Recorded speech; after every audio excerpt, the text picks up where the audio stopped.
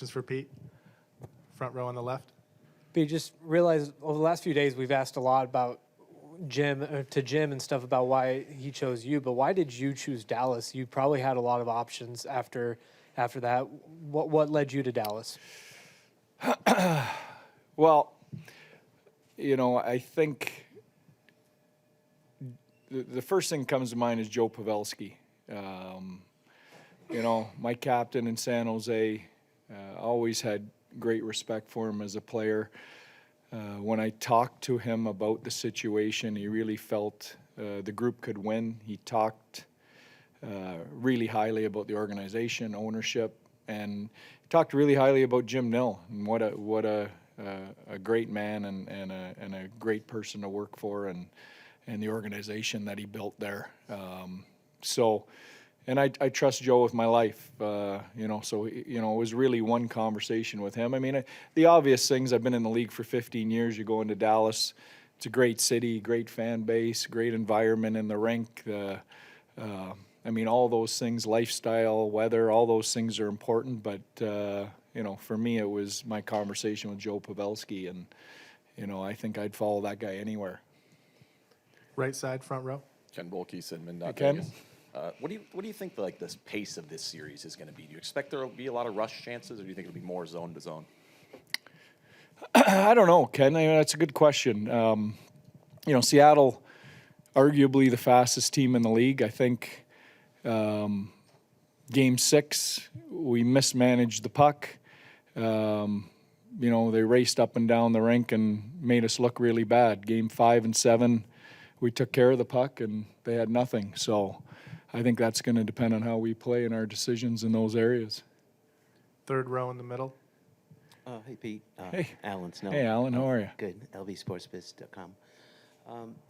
A year ago, I remember we talked, and you actually made your case about wanting to return to Vegas, and Yeah. it didn't work out. I'm just wondering, you've been asked this in the previous games, but now there's so much at stake, a berth in the final.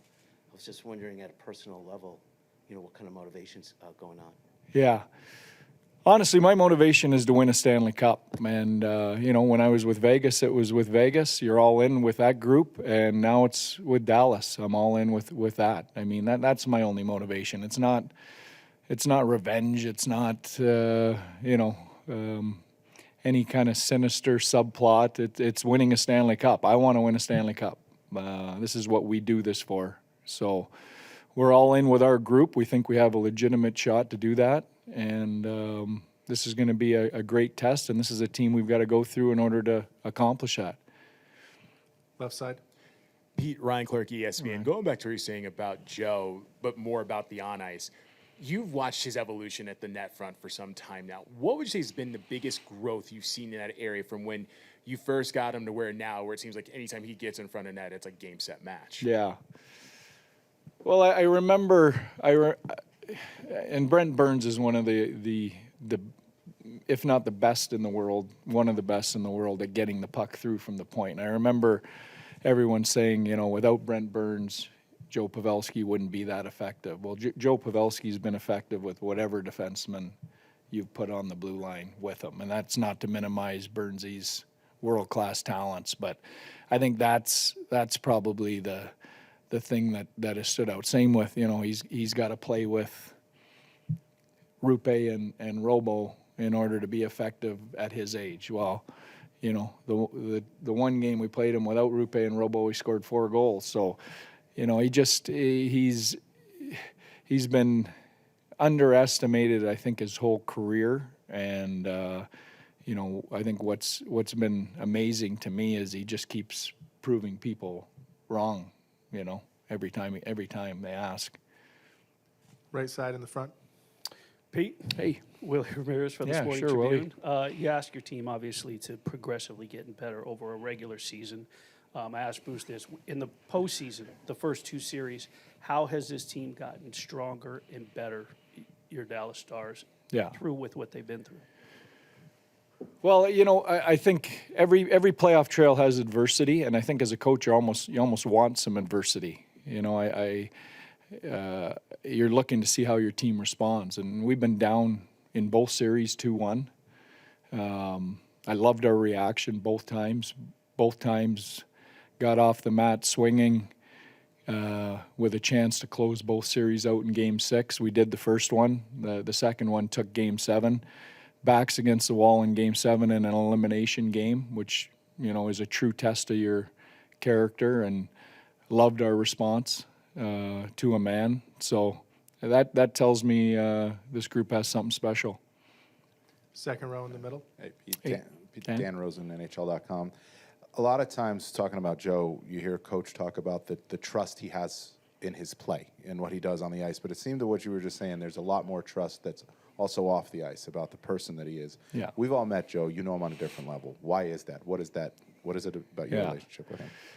He oozes leadership, and I think when you talk to him, he would tell you that he learned that, on his path into the NHL from the Patrick Marleaus and Joe Thorntons of the world and all the guys he's been around. But I also think you're born with some of that, and he just has that. People gravitate towards him.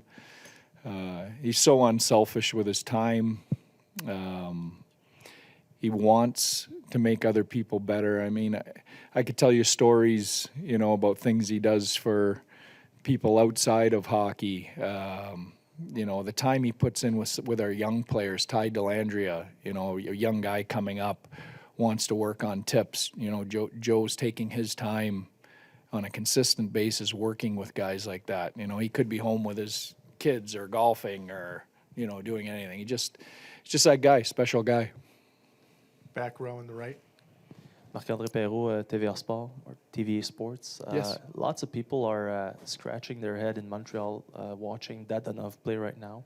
+6, 9 points. Are you the genius behind that, that play?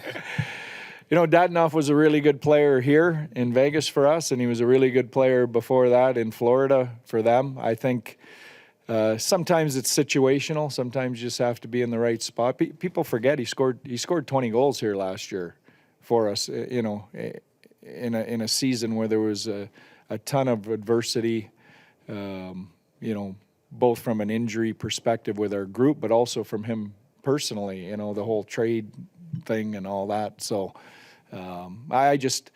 I've always had time for the man and the player. I had him in Florida as a rookie, and then he went to Russia for a while. I recommended him to Kelly here, and I thought he came in and did a good job for us here. And, I was quick to recommend him to Jim when we saw he was available in Montreal. We have time for 2 more questions. Right side up front. Hi, Pete. Hey, Jesse. Jesse Granger with The Athletic. You know this group well, the Golden Knights, but they obviously weren't healthy last year. They are very healthy right now. When you look at this, especially the forward group and the depth, what do you think is the biggest challenge? Well, they're deep everywhere, I think I read a quote that, this is the best team they've had, and I wouldn't argue with that. So, there's not many weaknesses, and, this is a team that's been knocking on the door for a while now. So, I think we've got our hands full, but I like our resolve in our group, and it's going to be a hell of a series. We'll see. Last question up front. Pete, Mark Stone very well. Obviously, his importance on the ice, and you know how much it hurt to not have him on the ice. Yeah. He missed some time this year, and since he's back, the leadership role, everything that he brings. He didn't play in the 3 games that you guys faced him. Just your thoughts on him overall. Yeah. Well, I think when I look back over, this is the first time Mark Stone's been healthy since probably Montreal. He wasn't healthy in the Montreal series, so prior to that, whenever the last time he was healthy, earlier in that playoff run. So you're talking 2.5 years. So he's a difference maker when he's healthy and in the lineup. Obviously, he makes everybody better. He's one of those special players.